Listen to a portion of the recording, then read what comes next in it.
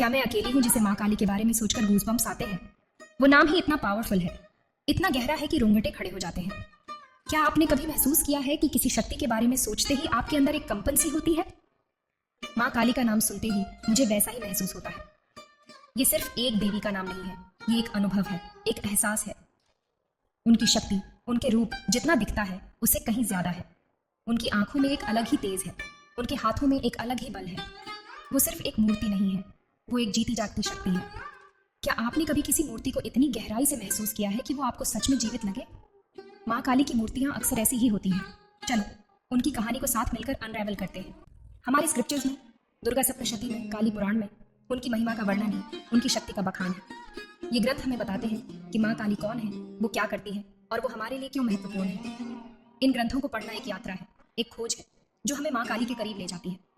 माँ काली को शक्ति का सबसे फियर्सेस्ट रूप बताया गया है। वो डर का प्रतीक है, विनाश का प्रतीक है, लेकिन वो नए जीवन की शुरुआत भी है।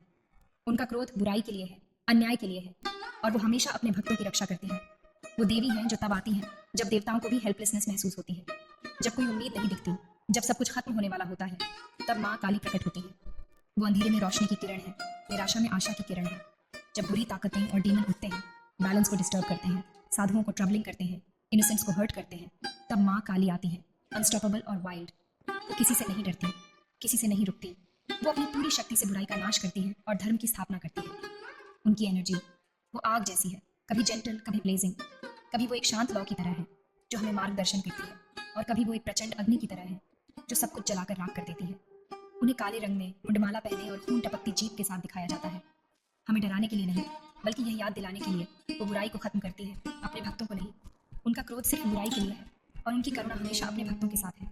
वो एक माँ की तरह है जो अपने बच्चों को हर खतरे से बचाती है। उनके 10 रूप, जैसे दक्षिणा काली, श्मशान काली, भद्र काली, हर एक यूनिक शक्ति दिखाते हैं, प्रोटेक्शन और कंपैशन से लेकर नेगेटिविटी के डिस्ट्रक्शन तक। हर रूप का अपना महत्व है, हर रूप की अपनी कहानी है। ये 10 रूप हमें सिखाते हैं कि जीवन में अलग अलग परिस्थितियों का सामना कैसे करना है।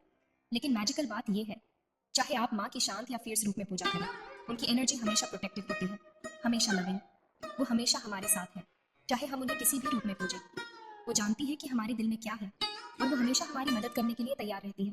भक्त कहते हैं, जब आप माँ को सच्ची डिवोशन से पुकारते हैं तो आपको हमेशा उनकी प्रेजेंस महसूस होती है। वो आपके आसपास होती है, आपको गाइड करती है और आपको शक्ति देती है। उनकी प्रेजेंस एक आशीर्वाद है, एक उपहार है। तो अगली बार जब आप काली माँ की सेवा करो, खासकर शनिवार को, याद रखना आप एक ऐसी एनर्जी से कनेक्ट हो रहे हैं जो लिमिटलेस है, फियर्स है, और हमेशा आपकी साइड पर है। वो शक्ति आपको हर मुश्किल से लड़ने की ताकत देगी, हर डर को दूर करने की हिम्मत देगी। जय माँ काली। उनकी जय हो, उनकी शक्ति की जय हो, उनकी करुणा की जय हो।